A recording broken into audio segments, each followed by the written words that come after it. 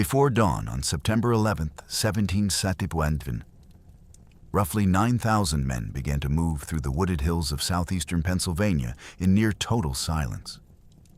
No drums, no shouted cadence, no marching song. These were the best soldiers in the British Army. Grenadiers, light infantry, Hessian riflemen, the household foot guards. And their orders that morning were almost unnatural for troops of that era. They were told to make no noise. Some of them, according to the practice of these stealth marches, went a step further and pulled the flints out of their muskets, so that no startled man could fire by accident and betray the column with a single crack in the dark. They were not marching toward George Washington's army. They were marching around it. Their objective was 17 miles away, a long, curling arc up and around the head of a creek that Washington believed was safe. Across 2 river crossings the American commander had left completely unguarded, and then down, hard and fast, into the empty countryside behind his entire line. And by early afternoon, they did exactly that. 14,000 Americans stood dug in along the eastern bank of the Brandywine, staring west at the enemy they expected, cannon booming across the water, everything unfolding the way they thought a battle was supposed to unfold. Then messengers began arriving from the north with a report that made no sense at all. The main British army was not in front of them. It was behind them, on the high ground, rested, watered, and forming for the attack. This is the story of how that happened. How one of the largest armies on the continent walked most of a day, in silence, straight around the flank of the man who would become the first president of the United States, and very nearly ended the American Revolution in an afternoon. We like to imagine that battles are decided by courage, that the braver army wins, the harder heart holds the line, the tougher men carry the day. Brandywine is a quiet argument against all of that, because the courage that day was not in short supply, not on either side. What decided this battle happened long before the first bayonet crossed. It happened in maps and rumors, and one man's decision to trust the wrong report. The Americans at the Brandywine did not lose for lack of nerve. They lost, in the most literal sense, for lack of a map. By the end of this, you'll understand how a column of 9,000 red-coated soldiers moved across an entire county in broad daylight and effectively disappeared from the awareness of the army it was about to shatter.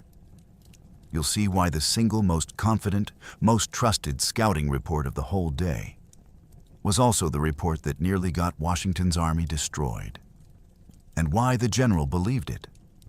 You'll meet the 2 river crossings that weren't supposed to matter, the loyalist guide who knew every ford on the creek by name, and the furious local farmer who galloped into Washington's headquarters, was told he was mistaken, and dropped to his knees to scratch the truth into the dirt with his finger.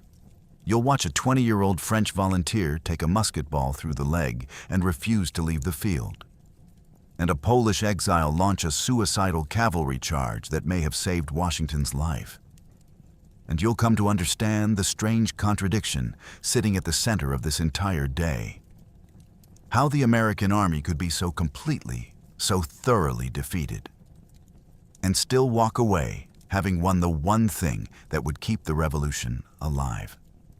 These aren't questions of who was braver. They're questions of who knew.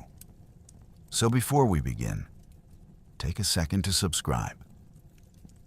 It genuinely helps this kind of history reach more people. Now let's step back to the summer of 1777, and to a British general who had grown very tired of chasing an enemy that simply refused to be caught. First, the scale of the thing, because it's easy to miss.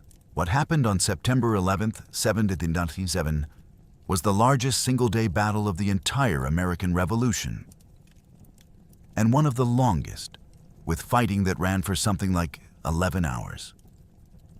Nearly 30,000 soldiers fought across a sprawling theater of some 10 square miles of Pennsylvania farmland. Washington's Continental Army of roughly 14,600 against a superbly disciplined British and Hessian force of about 15,500 under Sir William Howe. This was not a skirmish or a raid. This was the biggest clash of arms the Revolution would ever see, fought for the highest stakes on the board, the fate of the American capital and, quite possibly, the survival of the rebellion itself. And it turned, as we'll see, not on numbers, but on knowledge. To understand why 9,000 men were creeping through the Pennsylvania woods that September morning, you have to understand the frustration of the man who sent them. Sir William Howe was, on paper, winning the war. The year before, in 1776, he had come very close to ending it outright. He had driven Washington's army off Long Island, out of New York City, and clear across New Jersey, chasing the ragged remnants of the Continental Army over the Delaware River as the American cause seemed to dissolve in the winter cold. For that campaign, Howe had been knighted. The rebellion looked, to a great many observers on both sides of the Atlantic, like it was already finished. And then Washington did the thing that made him Washington. On the night after Christmas, he recrossed the Delaware in a sleet storm, fell on the Hessian garrison at Trenton, and a week later slipped around a British force to strike again at Princeton. Militarily, these were small victories, a few thousand men, a few hundred prisoners. Strategically, they were an electric shock to a dying movement. The war that had looked over was suddenly, defiantly, alive. By the spring of 1777, that turnaround had hardened into a stalemate that Howe found nearly unbearable. Washington had pulled his army back into the high, broken ground of the Watchung Mountains near Morristown, New Jersey, a natural fortress of steep ridges and narrow approaches. From up there, he could watch the British in New York and New Brunswick, and he made no secret of the invitation. Come up here and try to take these hills if you dare. Howe did not dare. He understood exactly what a frontal assault against fortified high ground would cost, and he had no intention of paying it. So instead, he spent the spring probing, feinting, foraging, dangling his columns across the New Jersey countryside, hoping to tempt the Americans down into the open plains where British discipline and firepower could do their work.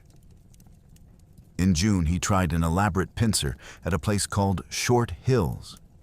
Columns under Lord Cornwallis and General Vaughan swinging out to trap the American advance guard under Lord Stirling. They bloodied the Americans. They did not catch the army. Washington took the lesson, declined the general battle, and slid back into his hills. This is the pattern you need to hold in your mind, because it explains everything that follows. Howe had a hammer and could not find an anvil. He commanded the most professional military machine in the Western world, and it kept closing on empty air. So Howe made a decision that historians have been arguing about ever since. He gave up on New Jersey entirely. He also chose not to march north up the Hudson to link with General John Burgoyne, who was pushing down from Canada in a separate campaign, a decision that would leave Burgoyne isolated and a few weeks later helped doom his entire army at Saratoga. Instead, Howe fixed his eyes on a different prize: Philadelphia, the largest city in the colonies, the seat of the Continental Congress, the beating heart, symbolically at least, of the rebellion. Take Philadelphia, Howe reasoned, and one of two good things would happen. Either the political blow would crack the American war effort, or, better still, Washington would finally be forced to stand and fight a real battle to defend his capital. And a real battle, on ground of Howe's choosing, was exactly what Howe had wanted all year. The problem was getting there. The overland route from New York to Philadelphia ran through defended country, past forts and militia, and the very army Howe couldn't pin down. So he chose the sea instead, leaning on the one advantage the Crown enjoyed without question: total naval supremacy. His brother, Admiral Richard Howe, assembled an armada of more than 260 ships.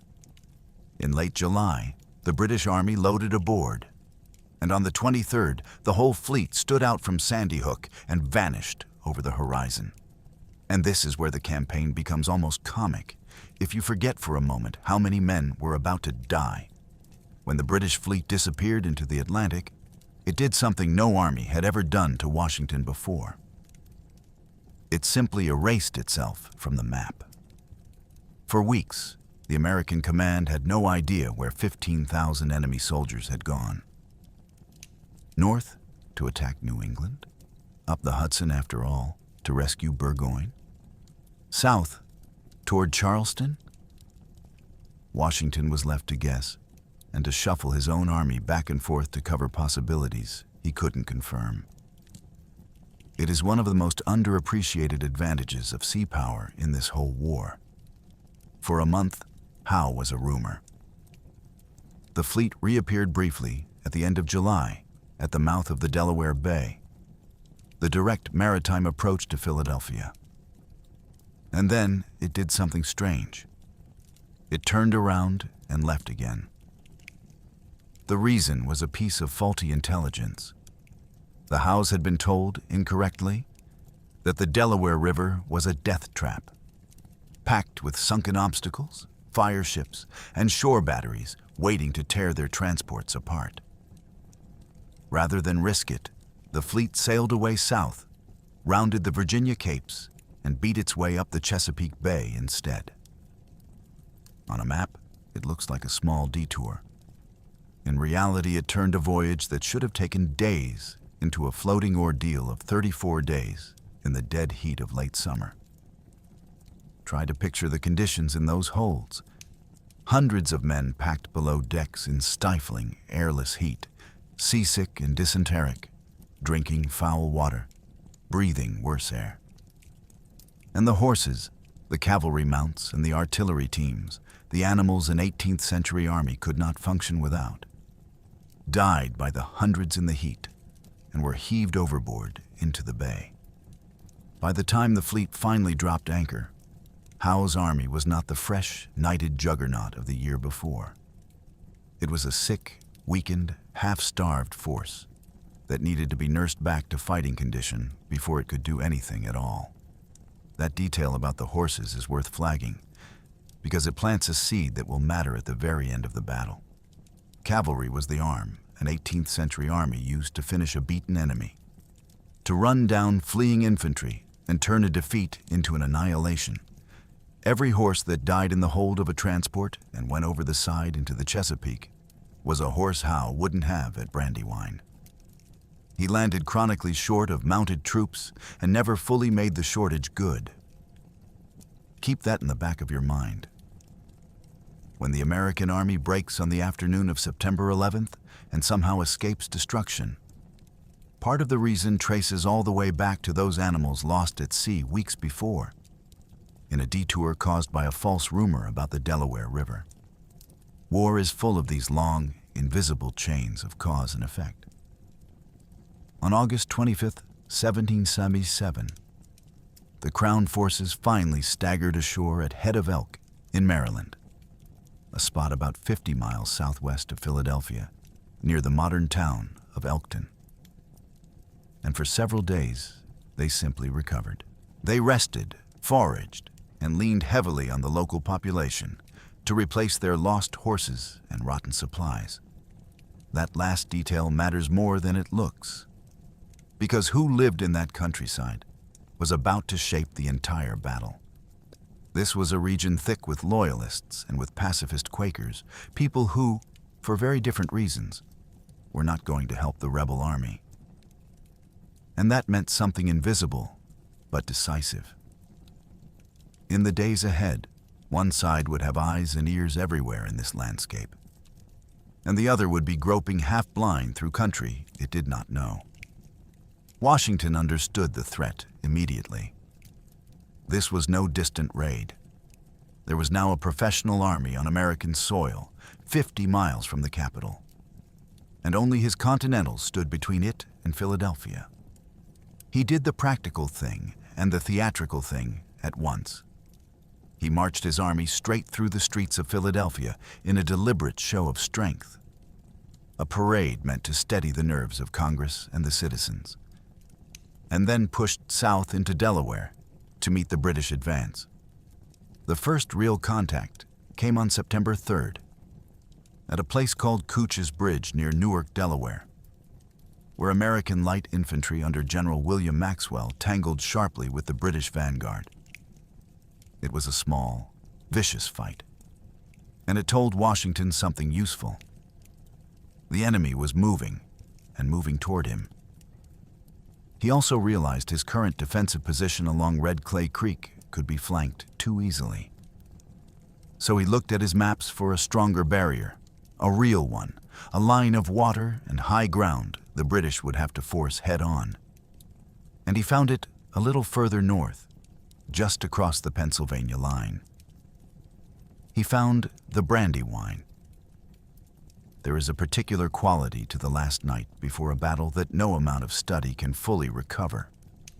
But the sources give us glimpses of it, and they're worth pausing on.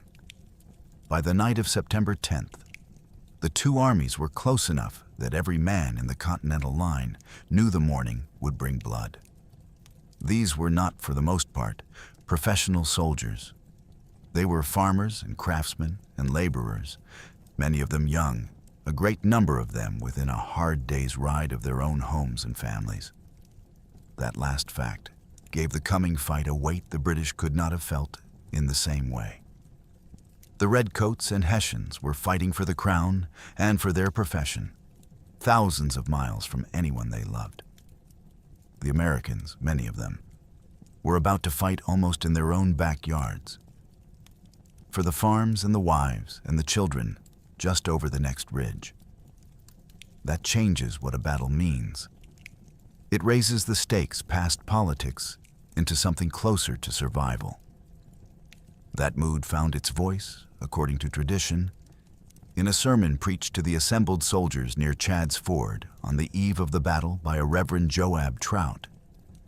A fire and fatalism address built around the line that they who take up the sword shall perish by the sword, framing the coming clash not as a squabble over taxes, but as a holy defense of home against a proud and merciless power. It's a stirring piece of oratory. It's also worth being honest that historians have long questioned whether the sermon is authentic or a later embroidered invention. The kind of dramatic set piece that gets attached to famous battles after the fact. Either way, whether those exact words were spoken or not, they capture something true about the frame of mind in that camp. Men steeling themselves, reaching for God and for meaning on the last quiet night many of them would ever see. Then the fog came down over the valley, and in the darkness on the far side, an army was already lacing its boots for a march most of Washington's men would never even hear. On September 9th, Washington moved his army into position along the eastern bank of Brandywine Creek. And to understand the battle that was coming, you have to understand this piece of ground, because the terrain dictated almost everything. The Brandywine was not a mighty river. In most places, you could wade it, anywhere from knee-deep to waist-deep, depending on the season. But it was fast, and it ran through a landscape built for defense. Steep, wooded banks, tangled ravines, sudden drops down to the water, and open farm fields on the high ground above. For a modern hiker, none of this is a serious obstacle. For an 18th century army, dragging heavy cannon, ammunition wagons, and long baggage trains, it was a wall. You could not simply splash a whole army across wherever you liked. You had to use the fords, the specific, known shallow crossings where roads met the water. And that was the entire foundation of Washington's plan. Control the fords, and you control the battle. Force the British to attack you where you're strongest, uphill, across the water, into the muzzles of your guns.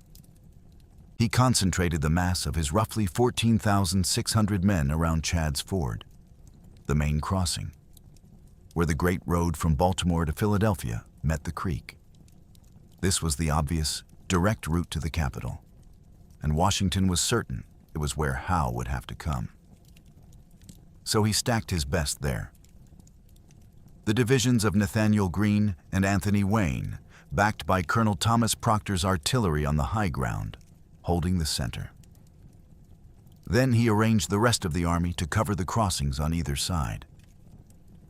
Down to the south, anchoring the far left where the terrain grew steep and difficult, he placed about 1,000 Pennsylvania militia under John Armstrong at Pyle's Ford, a spot so awkward for an attacker that it barely needed defending.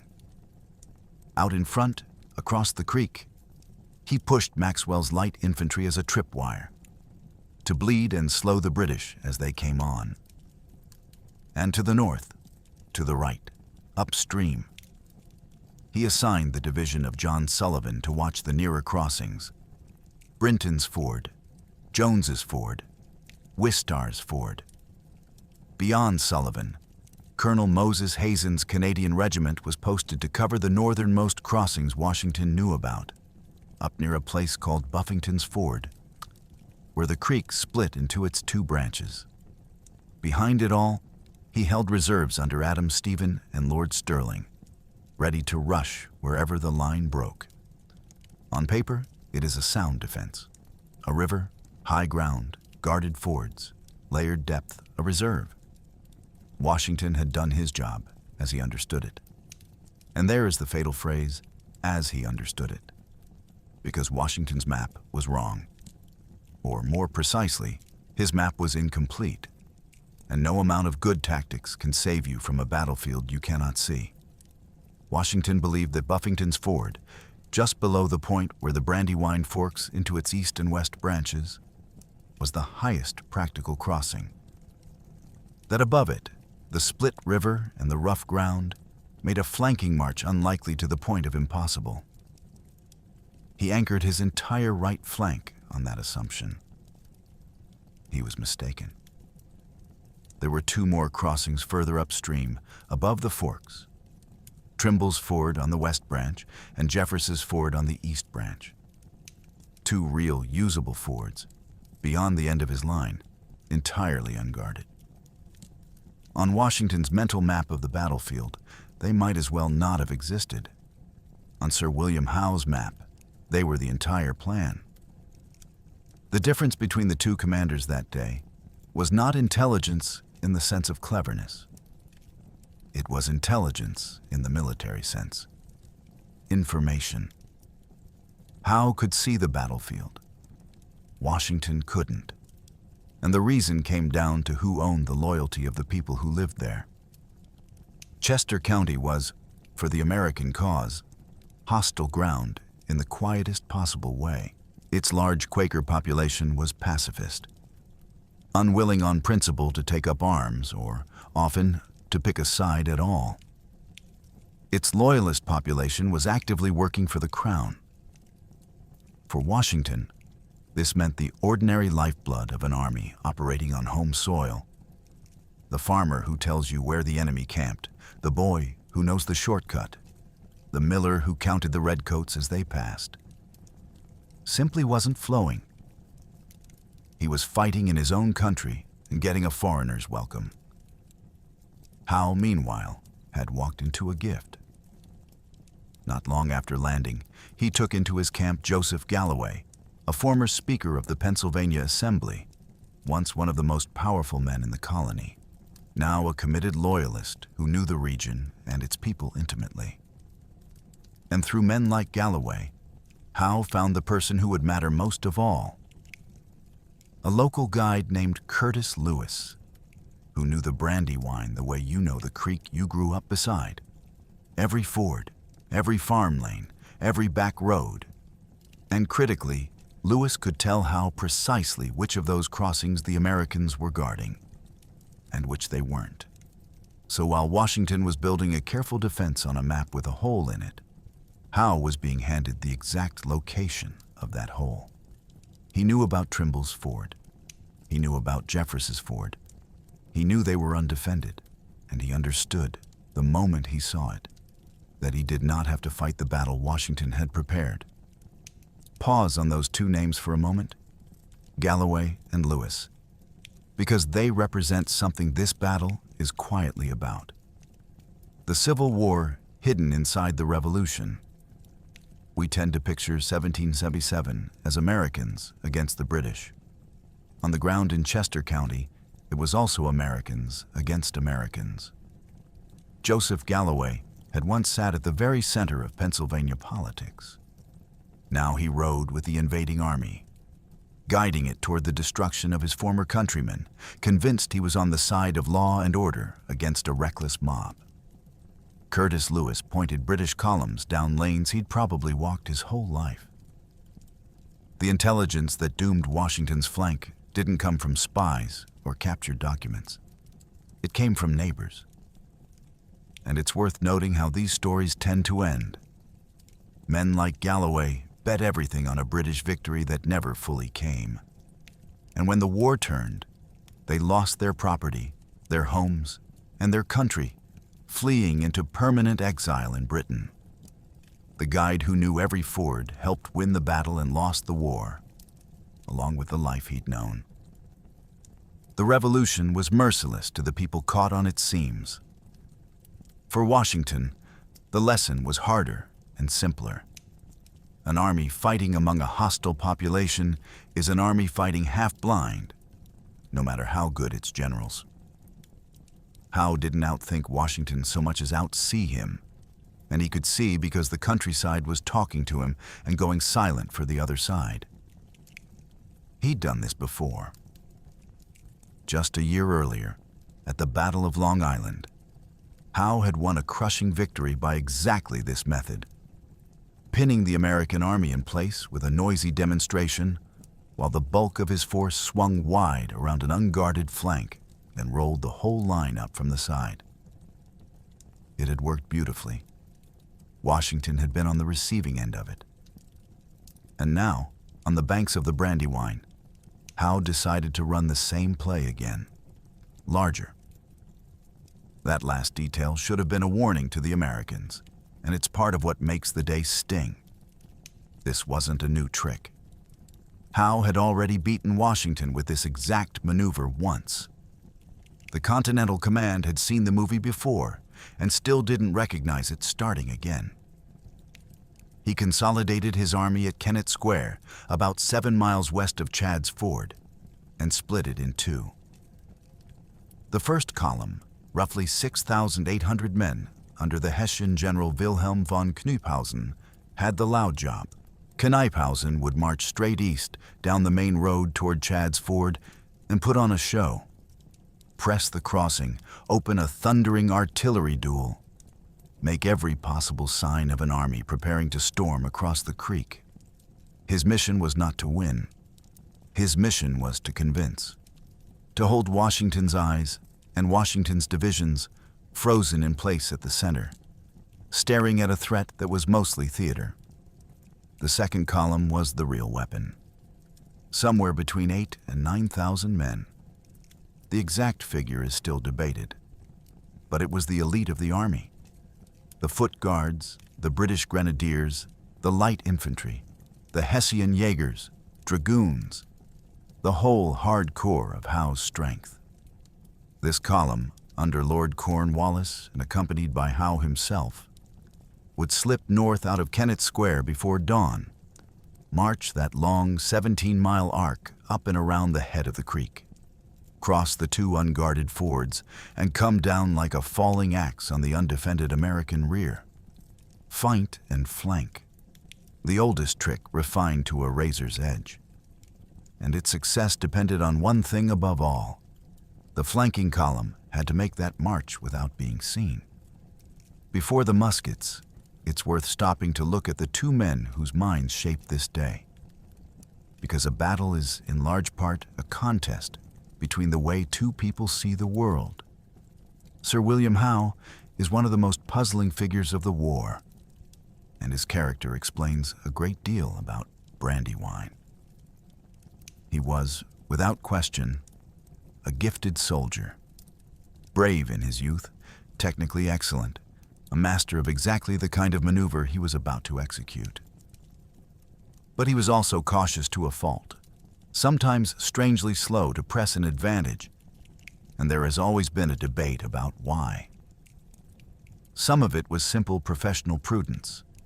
Howe had seen at Bunker Hill, early in the war, what a frontal assault against a prepared American position could cost, and the memory of those slaughtered ranks made him deeply reluctant to pay that price again. That reluctance is precisely why he preferred to walk 17 miles around a flank rather than storm a defended creek. But there's a second theory that historians still turn over, that Howe was not entirely comfortable with this war, that he had opposed the hard line against the colonies politically, and that some part of him may never have wanted to crush the rebellion as ruthlessly as he could have. Whether that ambivalence is real or invented after the fact, the effect on the battlefield was the same. Howe designed dazzling maneuvers to win battles, but again and again he failed to convert those wins into the annihilation that would have ended the war. Brandywine would be the perfect illustration. A brilliant plan, brilliantly executed, that left the enemy army bruised but alive. George Washington, at this point, was still becoming Washington. It's easy, knowing how the story ends, to imagine him as the serene, unbeatable figure on the monument. In 1777, he was something raw. A commander who had been comprehensively beaten the year before, who was learning his trade in real time against professionals, who made real mistakes and knew it. His great gifts were not tactical brilliance. He would be outmaneuvered more than once, and badly, at Brandywine. His gifts were resilience, judgment about what actually mattered, and an almost stubborn refusal to let his army be destroyed. Where Howe collected battlefields, Washington guarded the one thing that could not be replaced, the army itself, and with it the idea that the war could continue. That difference in priorities, the general who wanted to win battles versus the general who needed to not lose the war, is the quiet engine underneath everything that happened on September 11th. To feel why Howe's plan was so lethal, you have to understand how armies actually fought in 1777, because the entire vulnerability of Washington's position flows from it. 18th century infantry fought in lines, not scattered, not behind cover as a rule, but shoulder to shoulder in long ranks 2 or 3 men deep, delivering volleys by command. The reason was the weapon.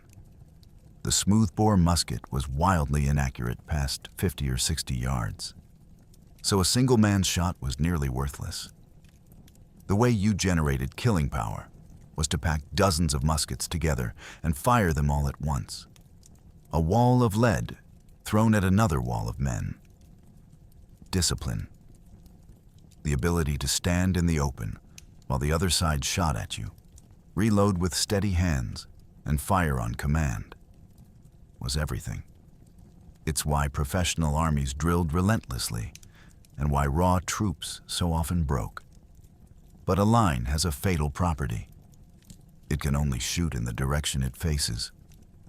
All that concentrated firepower points forward and forward only, which means that a line attacked from the side, from the flank, is almost helpless. The men can't turn and fire without breaking their formation into chaos, and the enemy pours fire down the length of the line where every shot finds a target. This is why, for centuries, the flank was the holy grail of tactics. Hit an enemy from the side or the rear, and you don't just fight him. You unravel him. His strength, all pointed the wrong way, becomes irrelevant. Now layer the river on top of that.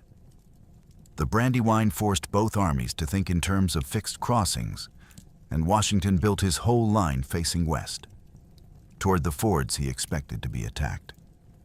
Every gun, every rank, every ounce of Continental firepower was oriented toward the creek. So when Cornwallis's column came down from the north, it wasn't just arriving in an inconvenient spot. It was arriving at a right angle to an army that physically could not bring its strength to bear without tearing itself apart and rebuilding under fire in a completely new direction. That is the nightmare Washington had to solve in 2 hours on the afternoon of the 11th. And it's why the race to Birmingham Hill was less a battle than a frantic act of architectural reconstruction with the enemy already in the room. The morning of September 11th, 1797, opened under a thick white fog that filled the Brandywine Valley and hid the roads. It was, for Howe, perfect weather. Fog is the friend of a secret march. Around 5:30, Knyphausen's column stepped off from Kennett Square and started east down the main road, straight at the American center. Out ahead of the main body, he sent a hand-picked vanguard built for a fight, around 500 men, including the Queen's Rangers, a battalion of provincial loyalists, and an experimental corps of riflemen under a young Scottish officer named Patrick Ferguson, screened by light dragoons. Around 9 in the morning, a few miles west of Chad's Ford, they slammed into the tripwire Washington had set. General Maxwell had pushed his 800 light infantrymen across the creek to meet exactly this moment, and his men knew their business. They fought from cover, behind the wood lines, the rail fences, the stone walls of a farm, and a small cemetery, pouring a galling, sustained fire into the advancing British and their loyalist allies, and then falling back before they could be pinned, only to open up again from the next stone wall. It was a nasty, grinding little fight, and it cost the British vanguard dearly. The Rangers and Ferguson's riflemen took heavy casualties pushing forward. But they were disciplined, professional troops, and they kept coming, advancing by bounds, one element firing while another moved, methodically prying the Americans out of each position in turn. One British officer, writing afterward, praised the Rangers and riflemen for a steadiness under fire that would have done credit to the best regiments in the army. And it's worth noting how rare that kind of praise was for provincial and irregular troops. They earned it that morning. Sheer numbers told in the end. With more men and, soon, heavy guns coming up in support, Knyphausen's column overlapped Maxwell's flanks and forced the American light infantry to break contact and pull back across Chad's Ford to the eastern bank. By around 10:30, the western bank was clear, and the two armies faced each other across the water. And now Knyphausen stopped trying to fight and started trying to lie. Because this was the point of the whole exercise. His job was to make Washington believe that the entire British army, all 15,000 men, was gathering right here in front of him, preparing to force the crossing. Every soldier Washington kept pinned at Chad's Ford was a soldier who wouldn't be marching north to plug the gap in his flank. There's a small, human moment recorded from this stretch of the morning that captures Knyphausen perfectly. As he came up toward the creek, an elderly Quaker woman, English-born, is said to have stopped him and warned him not to go on. George Washington, she told him, was just across the water, and he had all the world with him. Knyphausen is supposed to have answered, without missing a beat. "Never mind, madam. I have all the other world with me." Whether the exchange happened exactly that way or was polished in the retelling, it's the right note. This was a man playing a role and enjoying it. His performance was a masterpiece of misdirection. He marched his regiments back and forth through the wooded hills along the creek, in and out of view, so that from the American side, it looked like an endless river of fresh troops arriving from the west. He parked his baggage train and his herds of rustled livestock out in the open fields in plain sight, dressing the stage to look like a whole army settling in. And above all, he unlimbered his artillery and opened a long, deafening cannonade across the water, trading fire hour after hour with Proctor's American guns until the valley filled with smoke and thunder. Think for a moment about what that cannonade actually accomplished, because it's the beating heart of the deception. An artillery duel is loud, dramatic, and, across a creek, at that range, against troops behind cover, often not especially lethal. Its real product isn't casualties, it's certainty. The relentless thunder of the guns told every American on that line, in a language older than words, that this is where the battle is. You do not, the reasoning goes, expend that much powder and shot and effort on a diversion. The noise itself was the argument. And the black powder smoke did double duty. It hung thick in the valley, so that even as Washington strained through his telescope to count the enemy, the very fog of the bombardment hid how few of them there truly were, and how much of Knyphausen's army was the same regiments marching in circles. The feint worked not in spite of being obvious, but because it was overwhelming. Knyphausen wasn't trying to sneak anything past Washington. He was trying to shout so loudly at the front that Washington would never think to listen behind him. It worked. From his headquarters at the Benjamin Ring House, Washington watched the spectacle through his telescope and read it exactly as Howe intended him to read it. The main battle was here. The crisis was at his front. And so he waited and watched the smoke while the real crisis marched silently around his right.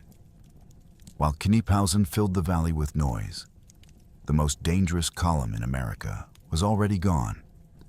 Between roughly 4 and 5 in the morning, before Knyphausen's men had even reached the fight at Welch's Tavern, Cornwallis's column had quietly left Kennett Square and turned north, away from the creek, onto the Great Valley Road. 9,000 men, with dragoons and artillery, were about to attempt something that looks almost impossible on its face. To move an army the size of a small city across 17 miles of rough backcountry roads in daylight, close enough to the enemy to hear his guns and not be discovered. The discipline this required is genuinely staggering, and it's worth slowing down to appreciate the mechanics of it, because this is where the 18th century British Army was at its most frightening. Normally, an army on the march moved to the beat of the drum. The cadence kept thousands of men stepping together, kept the column tight, and carried orders down a line too long to shout across. It was the metronome of European warfare. But on a march like this one, a stealth march, a flanking march built entirely around surprise, the drums went silent. The men moved in what was called route step, still in their files and ranks, but with no beaten cadence, each man walking naturally. It was quieter, and it saved energy on a long haul. And then there was the flint. On these silent movements, it was standard practice to have the infantry pull the flints from their muskets entirely, to physically disable the guns so that no accidental discharge, no nervous finger, no stumble could send a shot ringing across the countryside to announce exactly where the column was. An army marching with dead muskets, trusting to the bayonet alone until the moment came to reload and fire. It is a chilling image, and it was not hypothetical. This exact tactic, the removed flint, the silent bayonet attack, would be used with horrifying effect just 9 days later by British troops under General Charles Grey in a night assault on the American camp at Paoli, a bayonet slaughter in the dark that Americans would remember as the Paoli Massacre. Guided by Galloway and Curtis Lewis, the column pushed north through the last of the morning fog. At its head marched pioneers, combat engineers whose job was to clear the primitive road, hacking apart fallen trees and filling ruts so the guns and wagons could pass. Behind them came the Jaegers, the light infantry, the grenadiers. And as the fog burned off, the march became a furnace. The temperature climbed into a thick, humid heat, and the long column choked in its own dust, thousands of boots and hooves and gun carriages grinding the dry road into a hanging cloud that coated men's throats and stung their eyes. Cornwallis did not let up. He drove the pace hard, mile after punishing mile, because the entire plan lived or died on time. If they were too slow, Washington would learn of them and shift his line, and the whole march would be for nothing. And here's the thing that ought to seem impossible. For most of that march, it worked. An army of 9,000 men does not move quietly across a populated countryside. It kicks up a visible cloud of dust. It can be heard. It can be seen from any ridge for miles. Columns this size had been spotted before. So how did it very nearly slip through unnoticed? Several things stacked up in Howe's favor. The morning fog covered the early, most vulnerable hours of the march. The route ran up and around through country where the local population was more likely to warn the British than the Americans, or to say nothing at all. And Washington's screen in that sector, the thin, inexperienced Continental cavalry, simply wasn't dense or aggressive enough to blanket the northern approaches the way it needed to. The column wasn't truly invisible. As we'll see, it was spotted more than once by the right people at the right time. The catastrophe wasn't that no one saw it. It was that the American command couldn't decide which of its own eyes to believe. The march bought Howe his surprise not through perfect stealth, but through the fog of war in the fullest sense. The confusion, the contradiction, the sheer difficulty of assembling scattered scraps of sighting into a clear picture fast enough to act. By late morning, the vanguard reached the forks of the Brandywine and began to cross. First, the west branch, at Trimble's Ford. Then, a pivot east across the rolling country, and the east branch, at Jeffress's Ford. The two crossings that weren't on Washington's map, both of them undefended, both of them wide open. They passed entirely beyond the northernmost American pickets without a shot. The river barrier Washington had built his whole battle around, the wall that was supposed to force the British into a bloody frontal assault, simply wasn't there for Cornwallis. He'd walked around the end of it. Now on the American side of the creek, the column turned south down the Birmingham road and drove straight toward the soft, undefended back of Washington's army. Around 2 in the afternoon, the vanguard crested a piece of high ground called Osborne's Hill, a commanding rise barely 3 miles north of Washington's own headquarters. And here, Howe did something that tells you how completely he believed he had already won. He stopped. His men had been marching for nearly 9 hours in brutal heat, so he let them rest. The British and Hessian soldiers dropped their heavy packs in the fields, stretched out, drank, brewed tea, and gathered their strength. An army pausing for refreshment on the high ground directly behind its enemy, in no particular hurry, because the trap was already sprung and everyone on that hill knew it. Below and to the south, Washington's right flank still faced the wrong way, toward a river, listening to Knyphausen's guns. The question now was whether anyone on the American side would figure it out in time. And the answer to that question is one of the most painful, human, and instructive stories in the entire Revolution. Here is the cruel thing about the American disaster at Brandywine. Washington was not blind that day. He was drowning in information. The problem was that he couldn't tell which pieces of it to believe.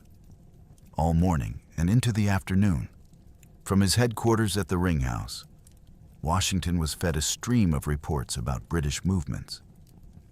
and they contradicted each other over and over, until the truth and the noise became impossible to separate. Start with the structural weakness.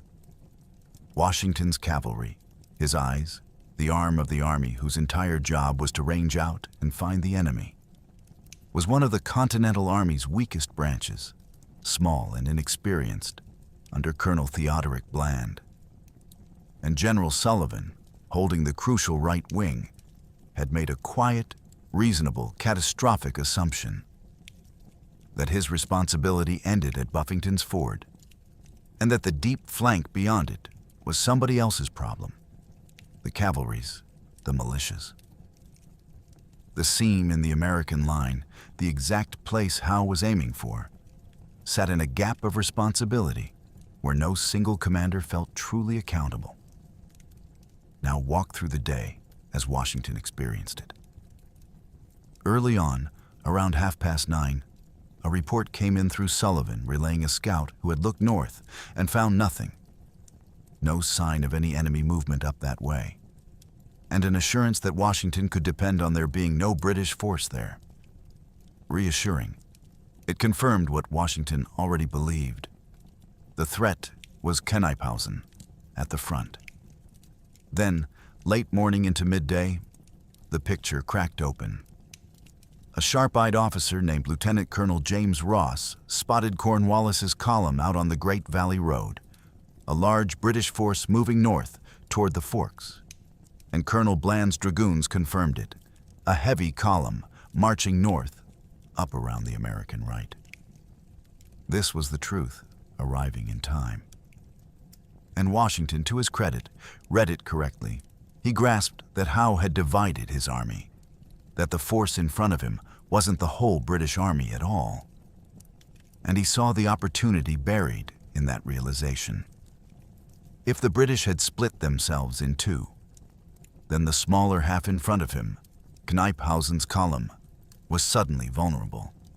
So Washington gave an aggressive and very good order: cross the creek and attack Knyphausen before the other wing could complete its march. Hit the isolated half and destroy it. Had that attack gone in, the whole history of the campaign might have turned.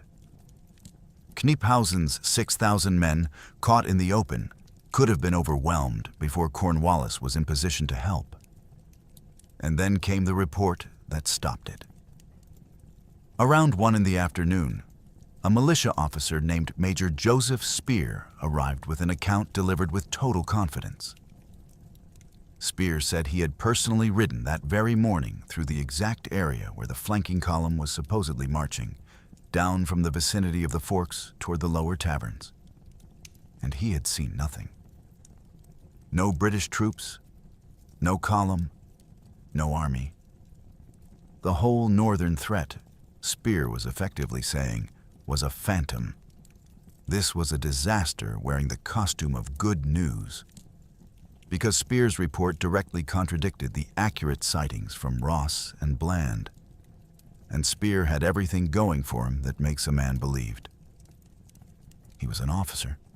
He was a local, presumed to know the ground intimately, and he was certain. Where Ross and Bland offered an alarming, complicated truth, Spear offered a simple, comforting one. Relax, there's nothing there. Washington believed the wrong man. It's easy, 2.5 centuries later, to call that a blunder. It's more honest to recognize it as one of the most human failures there is. When you are handed two versions of reality, one that means calm and one that means catastrophe, there is a gravitational pull toward the version that lets you breathe. Historians have a name for it now: confirmation bias, the tendency to trust the report that fits what you already hoped was true. Washington wanted the northern threat to be a false alarm. Spear told him it was. So he canceled the attack on Knyphausen and recalled his troops, and the illusion of safety settled back over the American line while the minutes bled away. How did Spear miss an army of 9,000 men? That question has been chewed over by historians for a very long time, and the honest answer is that we don't fully know. The most likely explanations are matters of timing and geography.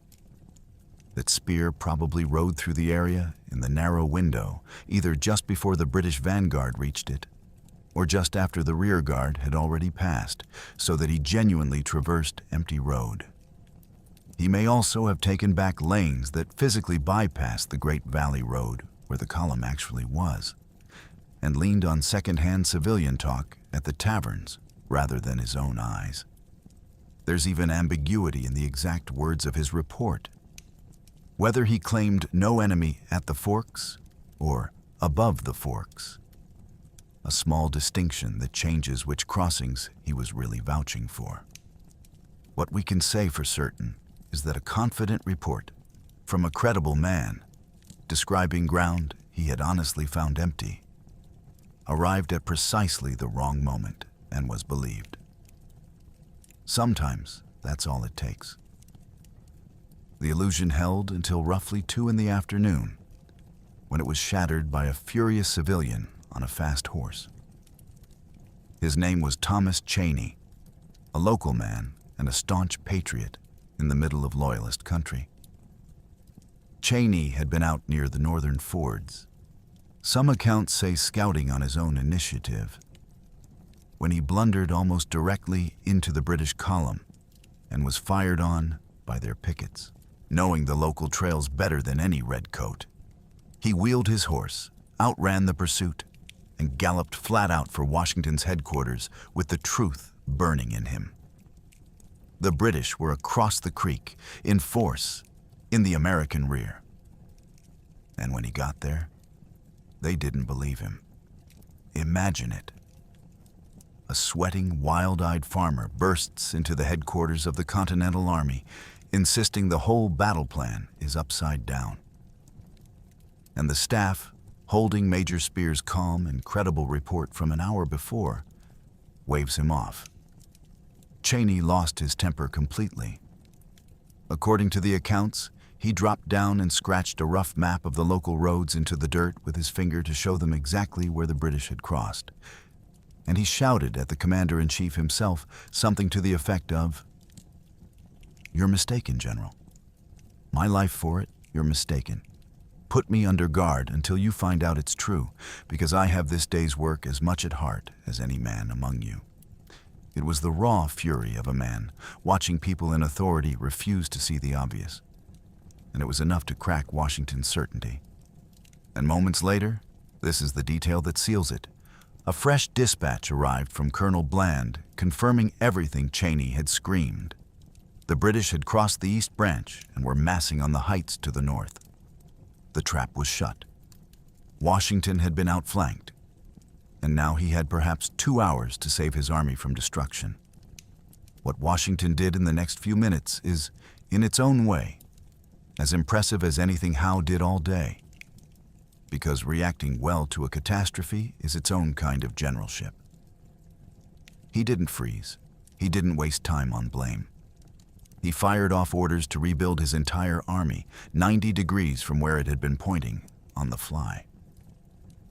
The reserve divisions of Adams Stephen and Lord Stirling were to abandon their positions near the creek, march hard to the north, and throw up a blocking line against the coming assault. Sullivan was to pull his division off the river fords, march east, join with Stephen and Stirling, and take overall command of this new right wing that had to materialize out of nothing in the path of the best troops in the British Army. The ground they raced for was Birmingham Hill, a commanding ridge just south of the Birmingham Friends Meeting House.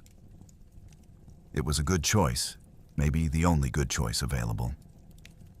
The meeting house itself, a solid stone building from 1763, ringed by a stout stone wall around its burial ground, made a ready-made strong point, and the Americans quickly turned the building into a field hospital.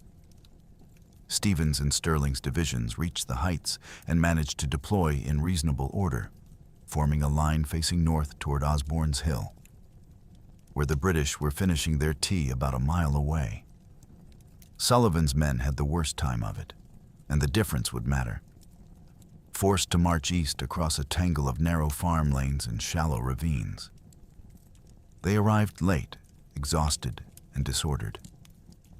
Worse, when Sullivan got his division onto the field, he discovered it was badly out of alignment with the other two. There was a gaping hole in the American line.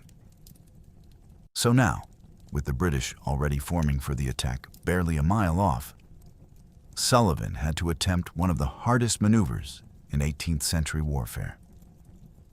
Shifting an entire division sideways, under pressure, to close a gap while the enemy bore down. It is very difficult to do that cleanly with rested, confident troops. With tired, rattled men who've just marched across country to a battle they didn't know was coming, it is nearly impossible. At 4 in the afternoon, rested and watered, Howe let the hammer fall. The British assault coming off Osborne's Hill was one of those sights that must have been genuinely terrifying to face. The full, cold theater of 18th century linear warfare. Wave after wave of superbly disciplined troops, foot guards, grenadiers, Hessian Jaegers, coming down the slope in ordered lines, bayonets fixed and gleaming, moving through the rolling fields at a steady, inexorable walk, closing the distance with a calm that was its own weapon. And the Americans did not break at the sight of it. This is the part of Brandywine that gets forgotten under the story of the flanking march. The sheer ferocity of the fight the Continentals put up once they were in position. It was, for a stretch, savage and close, and by no means one-sided. The 3rd Virginia Regiment, thrown out ahead as a skirmish line along a road at the foot of the hill, poured fire into the advancing British before falling back to the meeting house. On the heights, the American guns did brutal work. Light field pieces firing canister and grape shot, essentially giant shotgun blasts, tearing holes clean through the ordered British ranks. The men of the 9th Pennsylvania, part of Thomas Conway's brigade in Sterling's division, stood and traded fire with the British at murderously short range for what one account puts at nearly 51 minutes. An eternity in a musket fight, where lines often broke in a fraction of that time. Conway, a professional who had seen war in Europe, said afterward he had never witnessed fire so close and so severe. The cost to the attackers proves it was no exaggeration. The units caught in the thick of it bled heavily. By one contemporary count, the elite 2nd Light Infantry and the 2nd Battalion of Guards, who did some of the fiercest hand-to-hand fighting of the day, lost more than 600 men between them. Losses on that scale are staggering, the kind that take a unit a long time to rebuild, and they were inflicted by an army that was supposed to have caught its enemy helpless and surprised. For a while, the battle raged across the slope and around the meeting house, in the kind of chaos that written accounts can only gesture at. The lines closed and separated and closed again. Position after position changed hands. The Americans would be driven back, rally, and counterattack. The British would surge forward, be checked by a fresh volley or a blast of grape shot, and come on again. Through it all, the stone meeting house and its walled burial ground anchored the fight. A solid island of cover in a sea of open field, worth blood to hold and blood to take. While inside its walls, surgeons were already at work on the men the battle was feeding them. This was not the tidy, one-sided route the flanking march might have promised. For a stretch of that late afternoon, the outnumbered and outmaneuvered Continentals fought the elite of the British Army to a standstill on that hill. But courage on a hill cannot fix a broken deployment. What finally undid the Americans wasn't a failure of nerve. It was geometry and skill.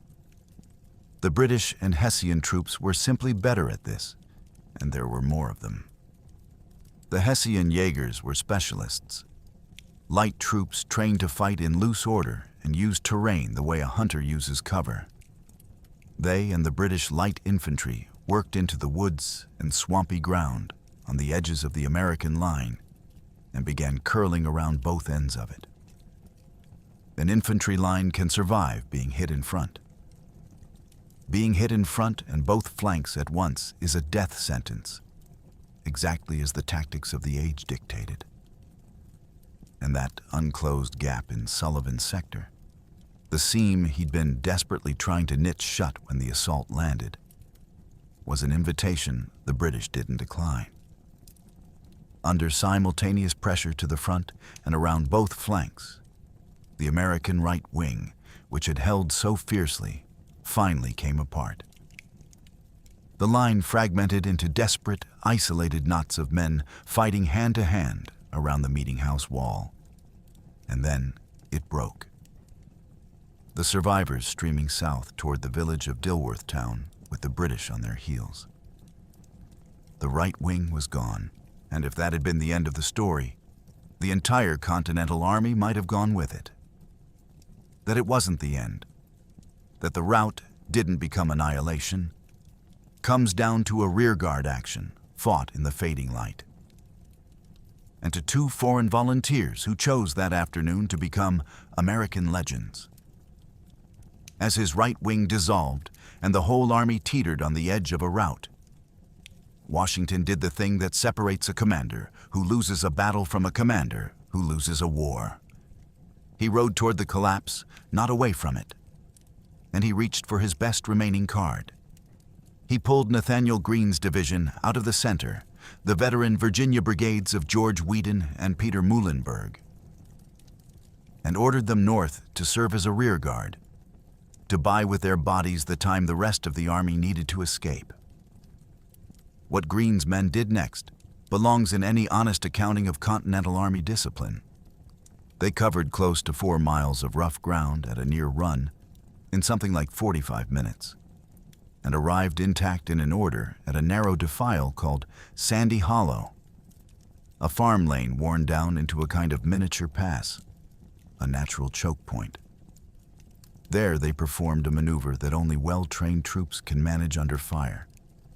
They opened their ranks to let the panicked, fleeing remnants of Sullivan's shattered wing stream through to safety behind them, and then closed up again into a solid line and met the pursuing British with a blistering, disciplined volley. It's worth understanding just how difficult what Greene's men did actually is, because a rearguard action is one of the hardest tasks in all of warfare. Most soldiers, most of the time, break when the army around them is breaking. Panic is contagious, and once men start running, the instinct to run with them is nearly irresistible. A rearguard has to do the opposite. It has to stand still and face the enemy while its own comrades pour past in terror, hold its formation against pursuing troops flushed with victory, and then, hardest of all, conduct a fighting withdrawal, falling back a distance, stopping, reforming, firing again, over and over, giving ground grudgingly without ever letting the retreat dissolve into a rout. It demands the coolest heads and the steadiest discipline an army has. That the Continentals could do it at all at this stage of the war is remarkable. That they did it at the end of a chaotic, losing day is the clearest possible proof that this army was made of tougher stuff than its earlier collapses suggested. The fight at Sandy Hollow was vicious. Close-range musketry giving way to bayonet work in the thickets and the gathering dusk. But Greene's stand did exactly what it was meant to do. It broke the momentum of the British pursuit. It turned a potential massacre into a bloody, orderly retreat. Every minute those Virginians held bought minutes for the rest of the Continental Army to pull itself off the field as an army rather than a mob. The darkness helped finish the job the rearguard started. By the time the Americans finally disengaged, night was falling, and the exhausted British, 9 hours of marching and hours of fighting behind them, had nothing left with which to chase. And it was in this chaos, the collapse at Birmingham Hill and the desperate covering fight behind it, that 2 young European volunteers made their names. The first was a French nobleman who had crossed an ocean at his own expense to join a revolution that wasn't his. The Marquis de Lafayette just turned 20. His birthday had passed 5 days before the battle. Newly attached to Washington's staff and hungry to prove himself. As the Pennsylvania lines wavered, Lafayette rode into the worst of it, dismounted, and physically shoved men back into the line, screaming at them to hold, to fix bayonets. Somewhere in that melee, a British musket ball punched straight through his left leg. He barely seemed to notice. He stayed on the field, wounded and bleeding, trying to pull order out of the retreat until he finally had to be helped away by a sergeant of the 9th Pennsylvania. The wound would make him famous. More than that, it would bind him to the American cause with something deeper than politics. He had bled for it. And Lafayette would become one of the most important friends the young United States ever had.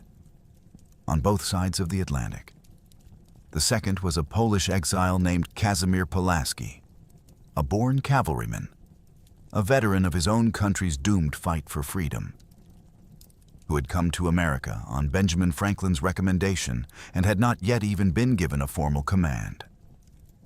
As the American infantry disintegrated and British horsemen and light troops moved to encircle and finish the fleeing columns, Pulaski saw the killing blow coming and asked Washington for permission to try to stop it. "Give me your bodyguard," he essentially said, "the 30 or so horsemen who guarded the general himself, and any stray dragoons I can gather." Washington agreed. What Pulaski did with those few dozen riders was reckless and magnificent in equal measure. He threw them in a headlong charge directly into the advancing British. And the sheer shock and audacity of it, cavalry appearing out of the chaos where there should have been none, scattered the British forward elements and threw off their pursuit long enough to keep the American line of retreat open. It may well have saved Washington's life, and it certainly helped save the Army's baggage and its escape route.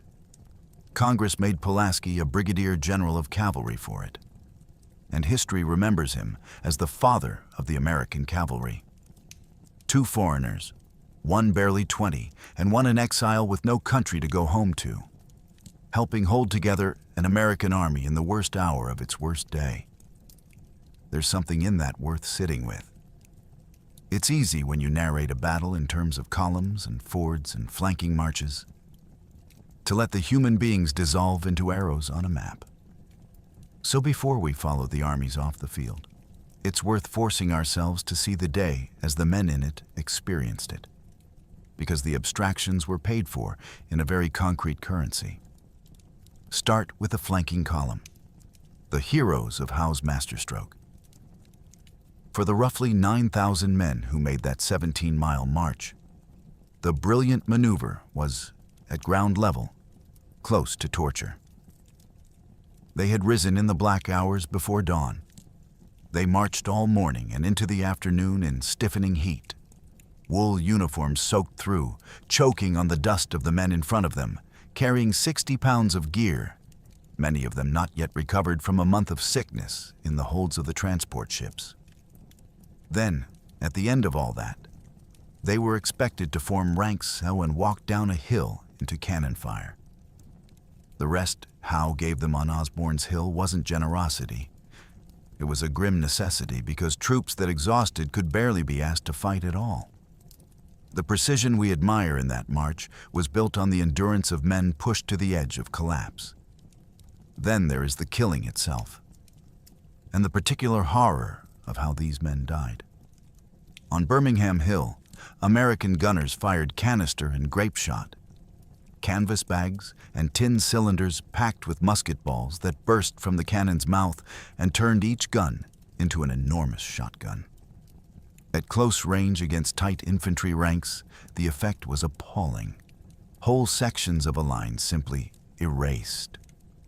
When a Hessian officer who was there described whole British regiments in that assault losing half their men and nearly all their officers, he wasn't reciting a statistic. He was describing specific human beings shredded on a Pennsylvania hillside in the space of an afternoon. and when the lines finally closed, the fighting devolved into bayonet work, men killing each other at arm's length with 18 inches of steel, in the smoke and the noise, around the wall of a Quaker burial ground. Consider, too, where much of this fell. This was a peaceful, prosperous farming community, Quaker country of all places, home to people whose entire faith rejected violence. The Birmingham Friends Meeting House, a place built for silent worship, became a field hospital where surgeons worked over screaming men. The fields and lanes those families farmed became ground, soaked with blood, dotted afterward with the common graves where enemies were buried together, because there was no time or will to separate them. The war did not ask the people of Chester County whether they wanted it. It simply arrived. And then think about the arithmetic of loss on both sides. Somewhere around 300 Americans died that day, with perhaps 1,000 more wounded or captured. Though we should be honest that these are estimates, because careful Continental casualty records simply don't survive, and the numbers we use are reconstructed largely from British reports and later assessments. On the British side, the official return listed just under 600 casualties, though other counts ran considerably higher. Either way, the great majority were wounded rather than killed. Behind every one of those figures is a family that would eventually receive the news, a widow, an orphan, an aging parent, on 2 continents. Victory and defeat are words for maps. For the people who lived it, the day meant something much simpler and much harder to put down. That is the real ledger of the Brandywine. It's worth carrying with us as the guns fall silent. While Birmingham Hill and Sandy Hollow burned, the man who had started the whole day's noise was listening. Across the creek, General Knyphausen heard the distant thunder of Cornwallis's guns to the north, the prearranged signal that the flank attack had gone in. His long performance was over. Now he could stop pretending and become real. He abandoned the feint and ordered a full-scale assault straight across Chad's Ford. And here the Americans paid the price for having stripped their center to save their right.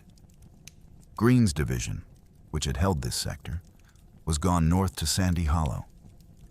The defense of the main crossing now fell to Anthony Wayne's Pennsylvanians, Maxwell's battered light infantry, and Proctor's gunners, outnumbered and facing a determined bayonet assault by British and Hessian troops crossing the water. Knyphausen's men, who had spent the whole day pretending to attack, now finally did it for real, wading the creek under fire and driving in with the bayonet. They fought hard and stubbornly, but the outcome wasn't in doubt. With the Army's center hollowed out and the right wing already collapsing behind them, Wayne's men were holding a position that had lost its purpose. The center buckled.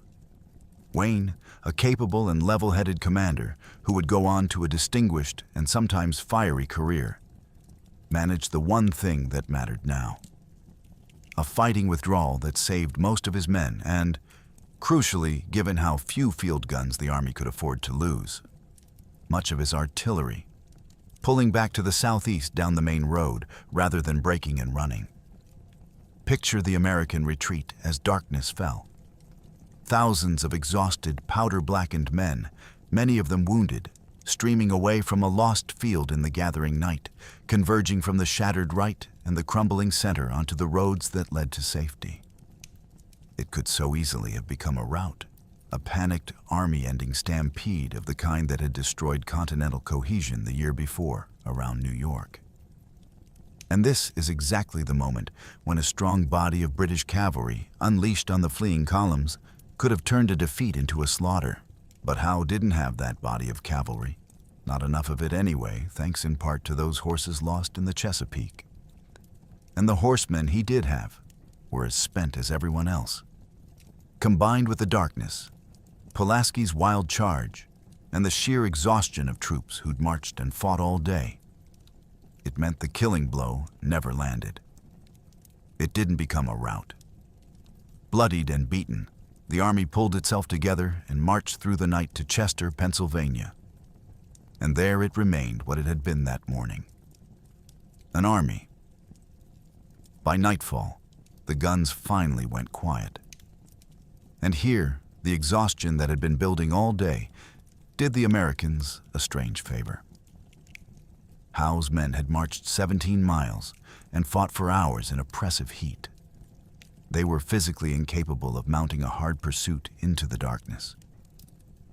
So the Crown forces held the field, the definition of a tactical victory, while the Continental Army marched off through the night toward the relative safety of Chester, Pennsylvania, bloodied and beaten, but still crucially an army.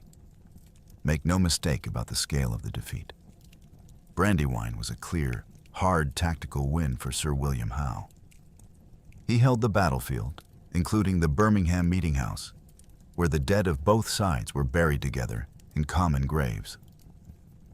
The exact butcher's bill, though, is genuinely uncertain, and honesty requires saying so. American losses are usually estimated at somewhere between 1,000 and 1,300 killed, wounded, and captured. Precise Continental figures simply don't survive, along with 11 precious artillery pieces. British losses are debated even more sharply. The official return listed just under 600 casualties, of which only around 40 were Hessian. But several contemporary counts, including American ones, put the true figure considerably higher.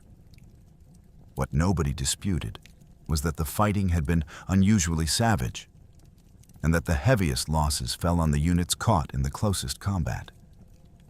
The Guards and light infantry who stormed Birmingham Hill, and the Queen's Rangers, who by some accounts lost close to 300 of their roughly 500 men over the course of the day.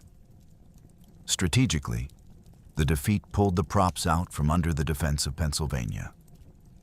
Over the next 2 weeks, the situation only worsened for Washington. A would-be battle at a place called the Clouds was drowned out by a torrential rainstorm that ruined the Army's ammunition. And then came the bayonet horror at Paoli in the dark. Howe's road was open. On September 26, 797, the British Army marched unopposed into Philadelphia. The Continental Congress fled inland, first to Lancaster and then to York. The capital of the rebellion had fallen. By every conventional measure, it was a comprehensive disaster. And yet, here is the contradiction at the heart of this whole day.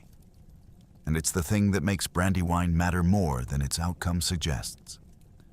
The army that lost at the Brandywine did not come apart. To feel the weight of that, you have to remember what had happened the year before. In 1776, around New York, Washington's army had been beaten and it had dissolved, routed, demoralized, hemorrhaging deserters, melting away in retreat until it was barely a force at all. That was the pattern. That was what happened when this ragged collection of farmers and tradesmen met the professional might of the British Army in open battle. They broke. At Brandywine, they were beaten worse in some ways. Out-generaled completely, victims of an intelligence failure that let the enemy appear in their rear, subjected to the full weight of the finest army on earth. Every ingredient for a total collapse was present, and they did not collapse. They stood on Birmingham Hill and made the British pay for every yard. They executed a rearguard action at Sandy Hollow that only disciplined troops can pull off. They conducted a fighting withdrawal at the center and marched off the field in the dark as a coherent body, wounded but whole. The 17-mile march shattered Washington's line. It did not shatter Washington's army. And that distinction is the whole ball game, because an army that survives a defeat can learn from it. Look at what these same men did in the months that followed. About 3 weeks after Brandywine, they turned around and attacked. Washington threw his supposedly beaten army at the British at Germantown in an ambitious, complicated assault that came startlingly close to working before it fell apart, partly in the confusion of heavy fog. An army that had been shattered doesn't launch a bold offensive 3 weeks later. That it did tells you the thing survived. Then came the ordeal that would define it. The winter at Valley Forge, a season of cold and hunger and disease that killed thousands, tested the will of every man who stayed. But it was there, under the relentless drilling of a Prussian volunteer named von Steuben, that the Continental Army was finally forged into a professional instrument, men taught to march, maneuver, and above all, handle the bayonet with the crisp uniformity of European regulars. The army that limped away from the Brandywine in September 1777 was not the same army that marched out of Valley Forge the following spring. And the difference is a large part of why the revolution was ultimately won. The road that ends at Yorktown and American independence runs directly through this defeat. Losing Philadelphia cost Washington a city. Keeping his army intact kept the revolution alive. Sir William Howe won the battle and took the capital, and it did him remarkably little good. Meanwhile, far to the north, the campaign Howe had chosen not to support was ending in catastrophe for the crown. Burgoyne's entire army surrendered at Saratoga that October, a defeat so total it brought France openly into the war on the American side. Howe had captured a symbol. He had failed to destroy the thing that actually mattered. And Washington, for all that he had been so completely fooled, understood the difference better than his opponent did. After a defeat like this, armies do what people always do. They look for someone to blame. Much of the anger fell on John Sullivan, the general who had commanded the right wing, the flank that was turned. It was Sullivan's sector that Cornwallis came down on. It was through the seam near Sullivan's responsibility that the trap was sprung. And it was Sullivan's late disordered division, with its fatal gap in the line, that gave the British the opening they exploited on Birmingham Hill. Congress, stung by the loss of the capital, grew sharply critical of him. Sullivan, for his part, demanded a court of inquiry to clear his name. But the honest answer to who lost the Brandywine is more complicated and more interesting than pinning it on one man, and it's worth laying out fairly. Sullivan made real errors, most of all in assuming the deep flank beyond his position was somebody else's problem. Yet the deeper failures weren't his alone. There was the faulty map that left 2 fords off Washington's picture of the battlefield entirely. There was the structural weakness of a Continental cavalry too thin and green to properly screen the northern approaches. There was the hostile countryside that starved the army of local intelligence. And above all, there was the single decision that outweighs the rest. Washington's own choice, at around 1 in the afternoon, to believe Major Spear's comforting report over the accurate warnings of Ross and Bland, and to call off the attack on Kniphausen. That was the commander-in-chief's call, not Sullivan's. Washington, to his credit, understood this. He defended Sullivan, took responsibility as the man in charge, and did not let his subordinate become a scapegoat for a failure that ran all the way up the chain. There's a maturity in that response that's easy to overlook. A more insecure commander would have found a villain and hung the defeat around his neck. Washington absorbed it, learned from it, and kept his officer corps intact. Which mattered, because he was going to need every competent general he had in the long years ahead. The way an army handles its failures says as much about whether it will ultimately win as the way it handles its victories. Brandywine was a defeat handled well. Honestly, without panic, without cannibalizing itself in a search for someone to punish. Ask most people to name a battle of the American Revolution, and you'll hear Lexington, or Bunker Hill, or Saratoga, or Yorktown. You will very rarely hear Brandywine. And this is despite the fact that it was the largest single-day battle of the entire war, one of the longest and among the most fiercely contested, fought across a sprawling 10-square-mile theater by nearly 30,000 men. So why did the biggest battle of the Revolution slip into the background? Part of the answer is that it was a loss. History, and especially popular history, prefers its founding stories triumphant. Bunker Hill was a moral victory. Saratoga and Yorktown were decisive wins that changed the war. Brandywine was a defeat that led directly to the loss of the capital. It doesn't fit comfortably into a heroic national narrative, so it gets quietly filed away. Part of it is that Saratoga eclipses it. The two campaigns overlapped almost exactly, and Saratoga produced the cleaner, more consequential story. An entire British army surrendering, France entering the war, a clear turning point. Next to a hinge of history like that, a tactical defeat in Pennsylvania looks like a footnote, even though the two are directly connected. Howe's decision to march on Philadelphia instead of supporting Burgoyne is part of why Saratoga happened. And part of it, honestly, is that Brandywine's brilliance is the wrong kind for legend. The genius of this battle isn't a single heroic charge or a defiant last stand you can put on a poster. It's a 17-mile flank march. It's the discipline of silence.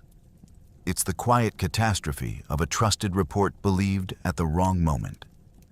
It's a story about information and deception and human judgment under pressure, which is precisely the kind of thing that fascinates military professionals and gets skipped in the popular retelling, because it's harder to dramatize than 300 men holding a bridge.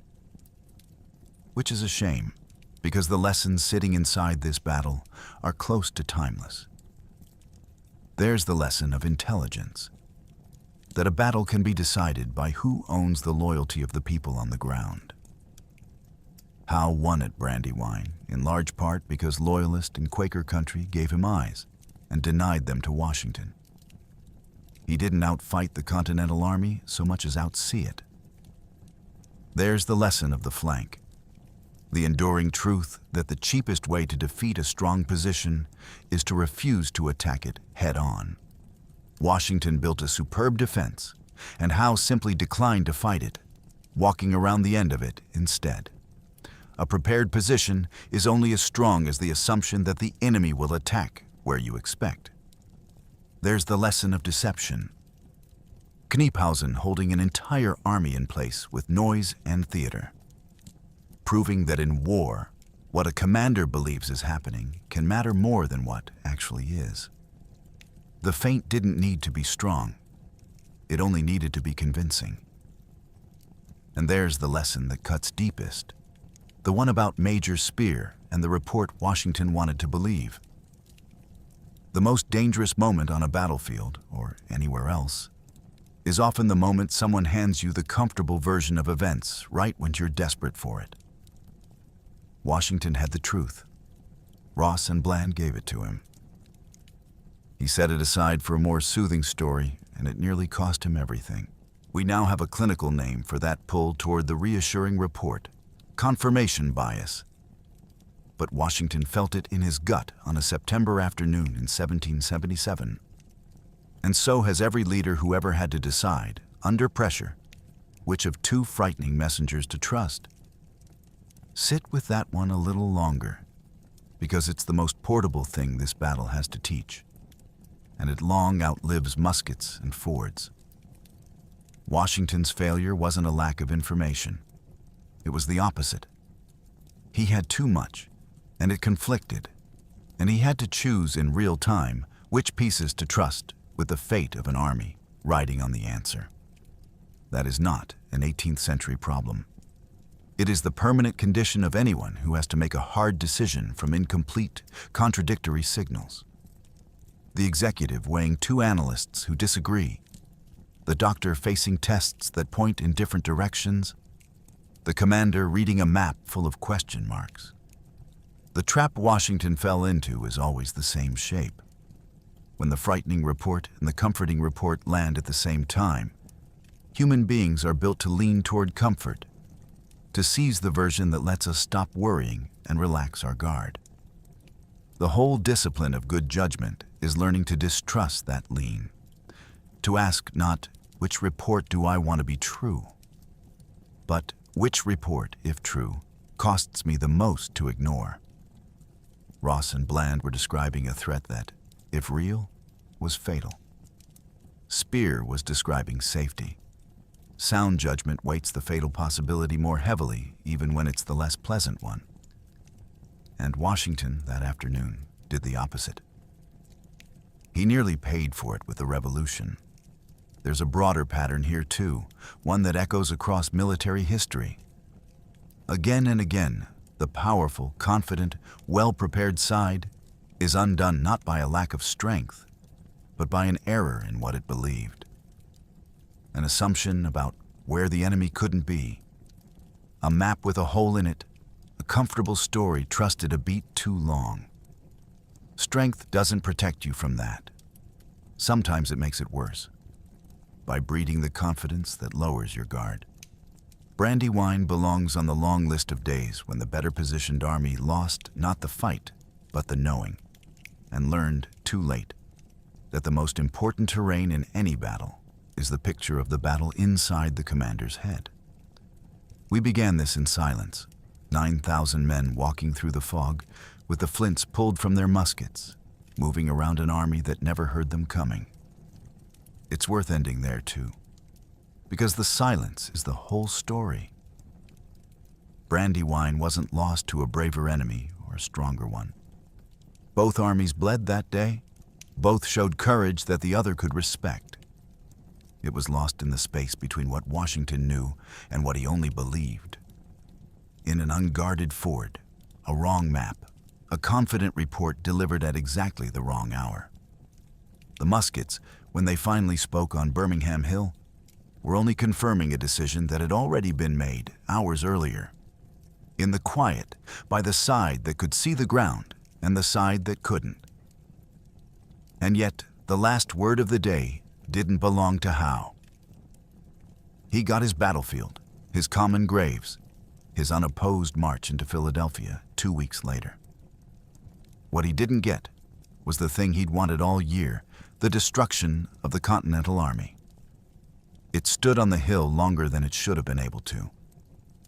It held the defile at Sandy Hollow. It marched off into the dark, beaten but breathing, carrying with it a 20-year-old Frenchman with a hole in his leg who now belonged to America completely, and a lesson that would be paid off with interest at Valley Forge, and 4 years later at Yorktown. The Fords have long since lost their names to most of us. The stone meeting house still stands in the Pennsylvania countryside, quiet again. The fields around it grown back over ground that once held thousands of struggling men. There are no great monuments out there to mark where the king's finest regiments were cut down, or where Cheney knelt in the dirt to draw a map no one wanted to look at, or where an exhausted army chose not to break. But the lesson waits there anyway, in the silence, for anyone willing to listen. Build the strongest wall you like. Guard every ford you can see. It won't save you if the enemy knows the one crossing you don't.